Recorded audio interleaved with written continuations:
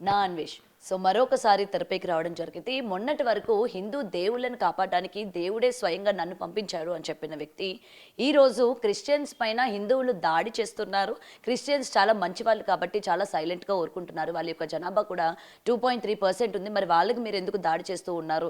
వాళ్ళ దేవుడు గొప్పవాడు, వాళ్ళు గొప్పవాళ్ళు కాబట్టే మీరు ఎన్ని దాడులు చేసినా, లేకపోతే మీరు ఎన్ని మాటలన్నా, బైబిల్‌ని కూడా మీరు ఎన్ని మాటలు అంటూ ఉన్నా సరే వాళ్ళు చాలా ఓపికగా, చాలా ధైర్యంగా అలానే ఉంటూ ఉన్నారు. మరి మీ భగవద్గీతని ఎవరైనా గనక అంటే మీరు ఊరుకుంటారా? మరి వాళ్ళకి సంబంధించిన బైబిల్‌ని మీరెందుకు దూషిస్తూ ఉన్నారు? ఎందుకు మాట్లాడుతూ ఉన్నారు? అని చెప్పి ఈరోజు రాధా మనోహర్ దాస్‌ని సూటిగా క్వెషన్ చేస్తున్న పరిస్థితి కూడా కనిపిస్తోంది. మరి మొన్నటి వరకు దేవదూతని అంటే దేవుడు పంపించిన దూతని నేను అని చెప్పుకున్న వ్యక్తి, ఈరోజు ఇటు క్రిస్టియానిటీకి సంబంధించి ఈ విధంగా సపోర్ట్ చేయడం, మళ్ళీ ఇది ఏ విధంగా దారితీసే అవకాశాలున్నాయి? ఇటు మతాలకు సంబంధించి మరొకసారి కలహాలు రేపేలా చేయడానికి అన్వేష్ ఏమైనా ప్లాన్ చేస్తున్నాడా అన్న వివరాలు తెలుసుకుందాం. ఇవాళ మనతో పాటు లలిత్ కుమార్ గారు. సార్ నమస్తే. సో అన్వేష్ రోజుకొక కొత్త కొత్త తెర మీదకి వస్తూ ఉన్నాడు అనమాట. రోజుకొక గెటప్ వేసుకుంటూ. మొన్నటి వరకు ఆంజనేయ స్వామి నన్ను పంపించారు, లేకపోతే విష్ణుమూర్తి నన్ను పంపించారు, మీలో ఉన్న పీఠాధిపతులు కావచ్చు, లేకపోతే సోకాల్డ్ గురువులు కావచ్చు, మీరందరూ చేస్తున్న అన్యాయాలని ఎక్స్పోజ్ చేయడానికి నేను బయటకు వచ్చాను, నా దేవుడిని నేను కాపాడుకోవడానికి అని చెప్పారు. ఇప్పుడు రీసెంట్గా క్రిస్టియన్స్ చాలా మంచి వాళ్ళు, వాళ్ళపైన మీరు దాడులు చేస్తున్నారు, దూషిస్తున్నారు, వాళ్ళ దేవుడిని తిడుతున్నారు, వాళ్ళ బైబిల్ని తిడుతున్నారు, వాళ్ళు చాలా మంచివాళ్ళు కాబట్టి మీ మీద తిరిగి దాడి చేయడం లేదు అని చెప్పిన ఈ యొక్క విధానాన్ని మనం ఎలా తీసుకోవచ్చు అంటారండి? వేషం గురించి మాట్లాడారు కాబట్టి ఫస్ట్ వేషం గురించి మాట్లాడదామండి. వాడు హిందువుగా చెప్పుకున్నా లేకపోతే దేవుడే పంపాడని చెప్పుకున్నా ఇట్లాంటివి హిందువులు ఎవరు నమ్మాల్సిన అవసరం లేదు, నమ్మరు కూడా. కారణం ఏంటంటే సాక్షాత్తు శ్రీకృష్ణ పరమాత్ముడు ఈ భూమి మీద ఉన్న రోజుల్లోనే శ్రీకృష్ణ పరమాత్ముడిలాగానే వేషధారణ చేసుకుని నేనే నిజమైన కృష్ణుడిని అని చెప్పుకుంటూ అంటే పౌండ్రక వాసుదేవుడు అని చెప్పి ఒక చేటర్ ఉండేవాడు. ఆ పౌండ్రక వాసుదేవుడిని స్వయంగా పరమాత్ముడే వాడిని తొదముట్టించేశారు. వీడు కూడా అంతే. ఈరోజు నేను హిందువుని అని చెప్పుకుంటున్నా సరే వీడు హిందువు కాదు అని వాడి వ్యవహారాన్ని చూస్తే వాడి మాటలను బట్టి తెలిసిపోతూ ఉంది. పైగా వీడు చెప్తా ఉన్నాడు, క్రైస్తవులు చాలా మంచి వాళ్ళు, వాళ్ళని అన్యాయంగా మీరు దూషిస్తున్నారు, వాళ్ళ బైబిల్ని అది అనేస్తున్నారు అని చెప్పేసి. సరే, ఫస్ట్ ఆఫ్ ఆల్ అసలు చరిత్ర చూసుకుందామండి. ఈ రోజున మేము కొత్తగా బైబిల్ గురించి మాట్లాడుతున్నాం కాబట్టి వాళ్ళు ఇలాంటి నంగి నాటకాలన్నీ ఆడుతూ ఉన్నారు. కానీ మొట్టమొదటి నుంచి హిందూ దేవీ దేవతల మీద దుమ్మెత్తు పోస్తూ ఇంటికి వచ్చి హిందూ దేవీ దేవతల్ని దయ్యాలని సైతాన్లని ప్రచారం చేసిన రాక్షస సంతతి ఎవరు? క్రైస్తవ ప్రచారకులు కదా. ఈ విషయం 1955లో వచ్చిన మిస్సమ్మ సినిమాలోనే మీరు చూడొచ్చు. ఈ హిందూ ఏంటోనన్నా నాకు అర్థం కావట్లేదు, ఈ క్రైస్తవుల విగ్రహాలు, క్రైస్తవుల ఇళ్లలో ఈ హిందూ దేవతల విగ్రహాలు ఏంటి అని సావిత్రి గారి నోటంటే ఒక డైలాగ్ వస్తుంది. అంటే తప్పమ్మ అలా అనకూడదంటే ఏంటోనన్నా పిచ్చి మతం పిచ్చి దేవుళ్ళు అంటది. ఇది 1955లో వచ్చిన సినిమా.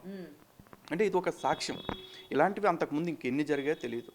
పోనీ ఇప్పుడు వీడు పిసుక్కుంటున్నాడు కదా అన్వేష్ గాడు, ఏమని అసలు క్రైస్తవులు మంచోళ్ళు బంగారాలు సింగారాలు అని చెప్పేసి. ఓ ఛాలెంజ్ ఇప్పుడు కాదు కదా, 8 ఏళ్ల నుంచి ఇస్తున్నాను, లైఫ్ టైం ఛాలెంజ్ అండి. ఒకవేళ బిగ్ టీవీ ద్వారా ఎవరన్నా కన్సల్ట్ అయిపోయి ఈ ఛాలెంజ్కి మేము నిలబడతాము అంటే ₹1,00,000 ప్రైజ్ మనీ కూడా ఇస్తాను. బిగ్ టీవీ ద్వారానే చేయండి. అదేంటంటే ఏ క్రైస్తవ ప్రచారకుడైనా సరే ఛాలెంజ్, నేను ఏ మతం టాపిక్ తేకుండా హిందుత్వంలో ఉన్న గొప్ప విషయాలని మాత్రమే చెప్తూ దాదాపు ఒక 5 గంటలు ప్రసంగిస్తాను. అసలు వేరే మతాన్ని కించపరచకుండా, వేరే ఆచారాన్ని విశ్వాసాల గురించి టాపిక్కే తీయకుండా నీ బైబుల్ గురించి 1 గంట మాట్లాడు, కేవలం మంచి విషయాలు చెప్తూ. ఛాలెంజ్. దీనికి సిద్ధపడితే చాలు, ఎవడు మంచోడు వీడికి తెలిపోద్ది. పైగా వీడు అంటున్నాడు వాళ్ళు మంచోళ్ళు కాబట్టి మీ మీద కేసులు పెట్టట్లేదు అని చెప్పేసి. ఇక్కడ 2018లో కుకట్పల్లిలో నా మీద ఒక 2 కేసులు పెట్టారు క్రైస్తవులు. వాళ్ళు ఇళ్లకాడికి వచ్చేసి మీ ఇళ్ళకి నిమ్మకాయలు ఉన్నాయి, అవి తీసేయకపోతే మీకు ఏదో కష్టాలు కలిగిపోతాయి, నష్టాలు జరిగిపోతాయి, అలాగే మీరు మతం మారిపోయారంటే మీరు ఏదైతే ఇప్పుడు ఖాళీ స్థలాల్లో ఉంటున్నారో వాటికి పట్టాలు వచ్చేలాగా చేస్తాం, లేదంటే ప్రభుత్వం ఇళ్లను కూడా లాగేసుకుంటుంది అంటూ తప్పుడు ప్రచారాలు చేస్తుంటే వెళ్ళి మేము అడ్డుకున్నాం, ఎందుకురా ఇలాంటి ప్రచారాలు చేస్తున్నారు అని చెప్పేసి. ఆ కేసు దానికి అక్కడ వాళ్ళు పెట్టిన కేసులు ఏంటో తెలుసు నా మీద, కులదోషణ కేసు, నేను కులం పేరుతో తిట్టాను ఒక కేసు, అలాగే నేను ఒక ఆడవాళ్ళని అవమానించానని చెప్పేసి నిర్భయ యాక్ట్లు పెట్టారు. అక్కడ ఏంటో అనకూడని మాట్లాడేసాం, వాళ్ళతో మిస్బిహేవ్ చేసాం అని చెప్పేసి. అలాగే ఇప్పటికి కూడా కుకట్పల్లి కేసులో లలిత్ కుమార్ అరెస్టు అంటే తప్పుడు ప్రచారం చేస్తూ ఉంటారు. అరే నేను మత ప్రచారాన్ని అడ్డుకున్నాను అని చెప్పి కేసు పెట్టుంటుంటే నేను చాలా సంతోషపడేవాడిని నిజంగా క్రిస్టియన్స్ ఎంత నిజాయితీ పరులు అని చెప్పేసి. కానీ జరిగింది ఒకటైతే తప్పుడు కథనాలు అల్లేసి ఇన్ని కేసులు పెట్టారు. వాళ్ళు మంచోళ్ళు అంటారేంటిడు? కానీ నిజంగా క్రిస్టియన్స్ మత ప్రచారం చేస్తున్నారు అని అనకూడదు అని అంటున్నారు. ఎందుకంటే రాజ్యాంగం ప్రకారం మతం గురించి ఎవరైనా చెప్పుకోవచ్చు, మతానికి సంబంధించి ఎవరైనా కూడా ప్రసంగాలు ఇచ్చుకోవచ్చు అని చెప్పి ఆయన రాజ్యాంగాన్ని కూడా లైవ్లోకి తీసుకొచ్చి చూపిస్తున్న పరిస్థితి కనిపిస్తుంది కదా. కొంతవరకు నిజమండి. క్రిస్టియన్స్ మత ప్రచారం చేస్తున్నారని చాలామంది వాడుతున్నారు. దయచేసి క్రిస్టియన్స్ మత ప్రచారం చేస్తున్నారనే మాట వాడకండి. ఎందుకంటే వాళ్ళు చేస్తుంది విష ప్రచారం. సో అట్లాంటి విష ప్రచారాన్ని చేస్తున్న వాళ్ళని నిజంగా చెప్పులు తెగేలాగా కొట్టండి. కొంపలమ్మట వచ్చి హిందూ దేవీ దేవతలను అవమానిస్తుంటే చెప్పులు తెగేదాకా కొట్టండి, ఉరికిచ్చి కొట్టండి, ఏం పర్వాలేదు. ఎవడి మతాన్ని వాడు చెప్పుకుంటూ ఎవడి మతాన్ని వాడు ప్రచారం చేసుకుంటూ పోయాడు అనుకోండి, ఎవడిని ఎందుకు కొడతాడు? కానీ నా ఇళ్ళకాడికి వచ్చేసి నా మతం గురించి చెప్తాను, నీకు నచ్చితే నువ్వు నచ్చకపోతే వెళ్ళిపో అని చెప్పేసి అంటున్నారు. సరే, స్వేచ్ఛ ఇచ్చింది కాబట్టి ఈడ మాట అంటున్నాడండి. సరే, నేను ఒక మాట అడుగుతున్నా. నేను ఒకటి దగ్గరికి వెళ్ళిపోయి వాడి భర్త పక్కన ఉండగానే ఒక ఆమె లేడీ దగ్గరికి వెళ్ళిపోయి, ఏమ్మా నువ్వు నాతో వచ్చేస్తావా అని అడుగుతా. ఏం మాట్లాడుతున్నావు రా నిందనుకో, లేదమ్మా నా అభిప్రాయం చెప్పాను, నీకు ఇష్టమైతే నాతో రా, లేకపోతే నీ ఆయనతోనే ఉండు అని అంటే సమాజం ఊరుకుంటుందా? ఊరుకోదుగా.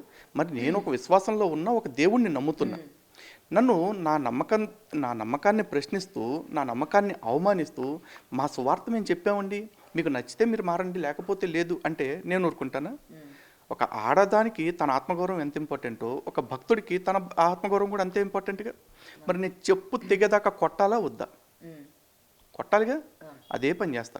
పైగా వీడు అంటున్నాడు కదా, భారతదేశంలో హిందువులు వాళ్ళందరినీ గుళ్ళల్లోకి రానివ్వలేదు, క్రిస్టియన్స్ వాళ్ళకి మేలు చేస్తారు అని చెప్పేసి.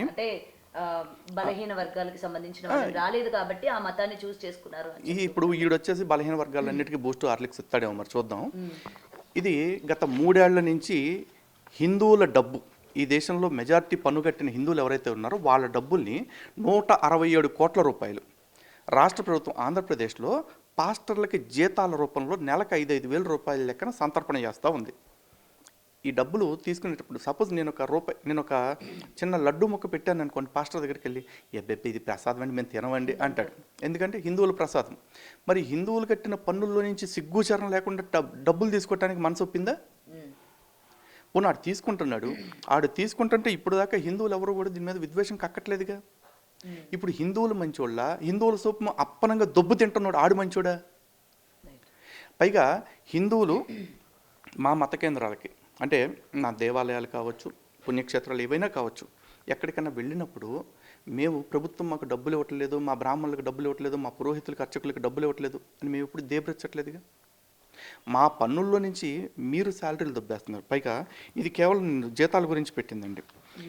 ఈ జీవోస్ అన్నీ కూడా చర్చిల నిర్మాణం కోసం అని చెప్పేసి ప్రభుత్వాల దగ్గర అడుక్కుని తీసుకున్న డబ్బులు.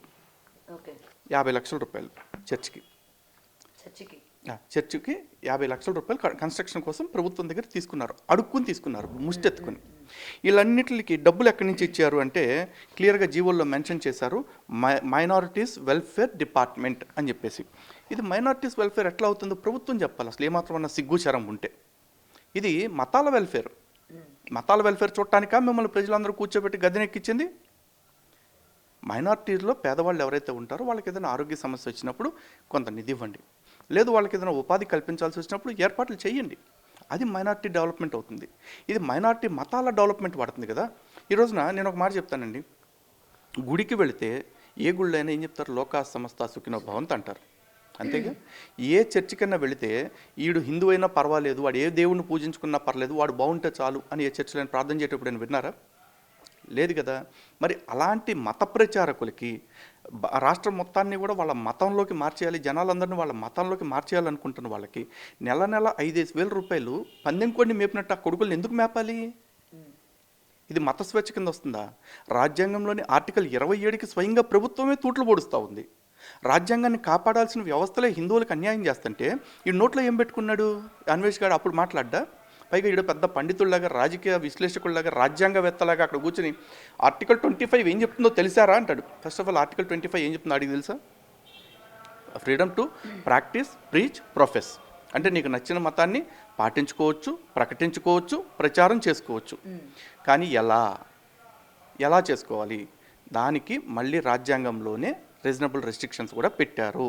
Freedom of conscience, public order, health and morality, ఇవి దెబ్బ తినకుండా చేసుకోవాలి. అంటే ఇప్పుడు నేను క్రిస్టియానిటీ గురించి తెలుసుకోవాలనుకుంటే ఒక పాస్టర్ దగ్గరికి వెళ్ళి ఏమంటే నాకు క్రిస్టియానిటీ గురించి తెలుసుకోవాలని ఉంది, దయచేసి నాకు వివరాలు చెప్పండి అని నేను అడిగితే చెప్పాలి తప్ప నాకు మత స్వేచ్ఛ ఇచ్చారు కాబట్టి అచ్చోసిన నాంబోతుల్లాగా ఊరి మీద పడిపోతాను, నేను చెప్పాల్సింది చెప్తాను, మీ దేవుళ్ళని అవమానిస్తాను, మీ విశ్వాసాలను అవమానిస్తాను, మీకు నచ్చితే మారండి నచ్చితే వినండి అని చెప్పి అనకూడదు. ఇక్కడ ప్రాక్టీస్ ప్రీచ్ ప్రొఫెస్కి ఒక చిన్న థియరీ చెప్తానండి. నాకు నచ్చిన మతాన్ని అంతరాత్మ ప్రబోధాన్ని అనుసరించి పాటించుకునే స్వేచ్ఛ నాకుంది. అలాగే దాన్ని ప్రకటించుకోవచ్చు. నేను క్రైస్తవుడినైతే క్రైస్తవుడిని, నేను హిందువునైతే హిందువుని, నేను ముస్లింనైతే ముస్లింని అని ఎక్కడైనా ప్రకటించుకో. అరే రే నువ్వు ఇక్కడికి వచ్చి అలా చెప్పకూడదు అని అనటానికి నాకు అధికారం లేదు. అలాగే ప్రచారం, ఈ ప్రచారం అనే దగ్గర ప్రాబ్లం వస్తుంది. వాడికి దేశంలో ఎక్కడైనా ప్రచారం చేసుకోవచ్చండి. ఎలా ప్రచారం చేసుకోవాలంటే తగిన పర్మిషన్స్ తీసుకుని ఒక వేదిక పెట్టుకుని ఆ వేదికలో వాళ్ళ వ్యక్తులందరినీ కూర్చోబెట్టుకుని ఆ మతానికి సంబంధించిన వాళ్ళకి నీ మతానికి సంబంధించిన సిద్ధాంతాన్ని, నీ దేవుడి గురించి నీ ఇష్టం వచ్చినట్టు చెప్పుకో. కానీ అక్కడ కూర్చుని మన విశ్వాసం కరెక్టు, మన దేవుడే నెసదేవుడు, వాళ్ళ దేవుళ్ళన్నీ రాళ్ళు రప్పలు అంటే రాళ్ళు ఎత్తి ఏ నోరైతే మాట్లాడిందో ఆ నోరు మూతబడేదాకా రాళ్ళను వాడండి. ఎందుకు ఈ మాట మాట్లాడుతున్నానంటే అనేక సందర్భాల్లో మా దేవీ దేవతలను తిడుతున్న వాళ్ళ మీద మేము చాలా కేసులు పెట్టామండి. ఒక్క కేసులో కూడా శిక్షలు పడలా. ఒక్క కేసులో కూడా ఒక్కడన్నా బుద్ధి తెచ్చుకుని తప్పైపోయింది నేను మాట్లాడను అని చెప్పి అనలా. మొన్న ఒక ఊరకుక్క, శాలింరాజు అనే ఒక ఊరకుక్క పూలు పెట్టుకునే ఆడవాళ్ళు బజారోళ్ళు అన్నాడు. మరి ఈ అన్వేష్ గడికి ఆ కుక్క కనపట్టలేదా? ఇంకో ఊరకుక్క వెంకటేశ్వర ఎవరో అని చెప్పి వెంకటేశ్వర స్వామి మీద ఒక బుక్ రాశాడు. ఈ ఊరకుక్క కాడు కనపడలేదా? లేకపోతే మొన్న పాస్టర్ వాడు సాంబశివరావు అని ఒక అరగుండుగాడు ఒకడు ఉంటాడు. వాడు మనువాద దేవుళ్ళ నిజస్వరూప స్వభావాలను బుక్కుల నిండా కల్పితాలతో రాశాడు. అలాగే మరుగుదొడ్డిగాడు ఒకడు ఉన్నాడు. ఆడవాళ్ళందరికీ కూడా ఏదో చేస్తూ ఉంటాడు దిక్మల్ పనులు. ఆడు ఒక బుక్ రాశాడు, వీడియోలు చేశాడు, షార్ట్ ఫిల్మ్స్. స్త్రీ అండ్ రామరాజ్యం అని చెప్పేసి, లింగమర్మం అని చెప్పేసి హిందూ దేవుళ్ళని అవమానిస్తూ. మరి వాళ్ళందరూ ఇట్లాంటివి చేస్తున్నప్పుడు అన్వేష్ నోట్లో ఏం పెట్టుకున్నాడు? కానీ ఇక్కడ ఆయన భగవద్గీత పుస్తకాన్ని మళ్ళీ మన దేవుడిని అడ్డం పెట్టుకొని ఆయన రక్షించుకుంటూ ఇటు వేరే మతాన్ని ఆయన ప్రోత్సహిస్తూ దాని గొప్పతనాన్ని చెప్తూ ఇక్కడ భగవద్గీతాన్ని అడ్డం పెట్టుకొని మరి హిందువులు అన్న వాళ్ళు గతంలోనే ఆయన మాట్లాడిన మాటలకు అందరూ అన్ఫాలో కొట్టాలి, ఆయన స్ట్రైక్ చేయాలి అని చెప్పినా కూడా ఇంకా కొంతమంది ఆయన ఫాలో అవుతున్న పరిస్థితి కనిపిస్తుంది. సో ఇక్కడ హిందువుల్లో ఏకత్వం లేకపోవడం వల్లనే ఇలాంటి వ్యక్తులు ఇవాళ అన్వేషణే కాదు చాలా మంది వచ్చి ఇవాళ దేవదేవుళ్ళ గురించి లేకపోతే మన పురాణాల గురించి వాటిల్లో ఉన్న వాటి గురించి తప్పుగా అర్థం చేసుకొని ఆ తప్పుడు ప్రచారాలని ప్రజలకు అందిస్తూ వెళ్తున్న వాళ్ళందరికీ ఎందుకని ఇవాళ ప్రతి ఒక్కరు కూడా బయటకు వచ్చి మాట్లాడట్లేదంటే మనలో వీక్నెస్ ఉందనుకోవచ్చా? మరి హిందువుల్లో అనైక్యత అనేది ఎప్పటి నుంచో ఉందండి. ఇది అన్డెనైబుల్ ఫ్యాక్ట్. దీని గురించి నేను ఎక్కువ ఆర్గ్యూ చేసి కూడా ఉపయోగం లేదు. అయితే ఇక్కడ ఆలోచించాల్సింది ఏంటంటే వాడికి 27 లక్షల మంది 26 లక్షల మంది సబ్స్క్రైబర్స్ నుంచి ఇప్పుడు 21 లక్షలకు 20 లక్షలకు పడిపోయారు. ఇప్పుడు మీరు ఒక యూట్యూబ్ ఛానల్ రన్ చేస్తూ ఉన్నారు, మీకు తెలుసు, though your main stream channel, మీకు యూట్యూబ్ కూడా ఉంది కదా. ఇప్పుడు 10 లక్షల సబ్స్క్రైబర్స్ ఉన్నారనుకోండి, మీ వీడియో పెడితే 10 లక్షల మంది చూస్తారా? చూడరు. బాగా చూస్తే ఒక 50,000 మంది అంతే. అంటే 9,50,000 మంది ఏంటి, ఏదో ఒక సందర్భంలో వీడియో నచ్చి సబ్స్క్రైబ్ చేసుకుంటారు తప్ప రెగ్యులర్గా ఫాలో అయ్యేవాళ్ళు కాదు. అయితే మొన్న అన్సబ్స్క్రైబ్ క్యాంపెయిన్ రన్ చేయగానే ఒక 6 లక్షల మంది టక్క అన్సబ్స్క్రైబ్ చేశారు. అంటే వాడి ఛానల్ని ఫాలో అవుతున్న వాళ్ళు యాక్టివ్గా. అలాంటి వాళ్ళందరూ వాడికి లాస్ అయిపోయారు. ఇంకా కొంతమంది ఎందుకు ఫాలో అవుతున్నారు అంటే కొంతమందికి మన మెసేజ్ రీచ్ అవ్వక, ఇంకొంతమంది హిందూ దేవుళ్ళని తిడుతున్నాడు కాబట్టి, హిందుత్వవాదుల్ని తిడుతున్నాడు కాబట్టి వీడికి మనం కొంత సపోర్ట్ చేద్దాము అనుకునే యాంటీ నేషనల్స్, యాంటీ హిందూస్ వాళ్ళు సపోర్ట్ చేస్తూ ఉన్నారు. వాళ్ళ సపోర్ట్తో వాడు ఏం సాధిస్తాడు? వాళ్ళు ఆల్రెడీ వ్యతిరేకతతో ఉన్నారు. ఆ వ్యతిరేకతతో ఉన్నోడి కొత్తగా వీడు చెప్పింది కొత్త విషయం ఏం లేదు.